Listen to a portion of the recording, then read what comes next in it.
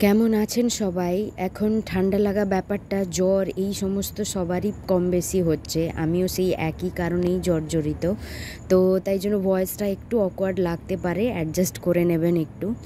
তো অনেক দিনই ভিডিও কিছু পোস্ট করা হয়নি, এক কাজের চাপ তো আছেই নিজের, প্লাস এই কদিনে আমাদের বাড়িতে অনুষ্ঠানও ছিল, দাদার ছেলের অন্নপ্রাশন। তো সেই কারণেও ব্যস্ততা ছিল, সেটা নিয়ে আমি পরে একদিন ব্লগ পোস্ট করব।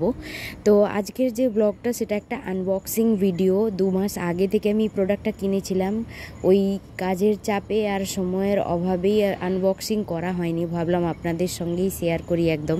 আমার কাছে দুটো স্টিলের অয়েল ডিসপেন্সার আছে, কিন্তু তাতে সমস্যাটা যেটা হয়, তেল গড়ানোর সময় গা বেয়ে পড়তে থাকে কড়াইতে তেল ঢালার সময়।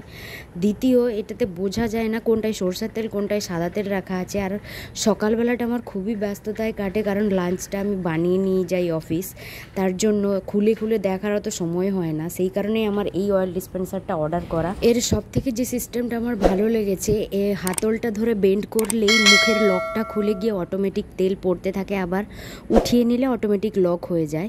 তো আর অবশ্যই কাঁচের যেহেতু ট্রান্সপারেন্সি, বাইরে থেকে বোঝাই যাবে সরষের তেল রেখেছেন কি সাদা তেল। তো আমার তো খুবই ইউজফুল লেগেছে গ্যাজেটটা। আপনাদের কেমন লাগলো অবশ্যই কমেন্টে জানাবেন। আমি এটা মিশো থেকে নিয়েছিলাম, 300-র মধ্যেই পড়েছিল। কারো লিঙ্ক দরকার হলে কমেন্টে জানাতে পারেন, আমি লিঙ্ক শেয়ার করে দেবো। আর এতে কিন্তু একটা গিফট ভাউচারও ছিল। তো আপনারা কে কোথা থেকে আমার ভিডিও দেখেন অবশ্যই কমেন্টে জানাবেন, যাতে আমি আপনাদের থ্যাংক ইউ বলতে পারি। আর আমার ব্লগ যদি এতটুকু ভালো লেগে থাকে, আমাকে সাপোর্ট করার জন্য ভিডিওগুলিকে লাইক শেয়ার কমেন্ট অবশ্যই করবেন।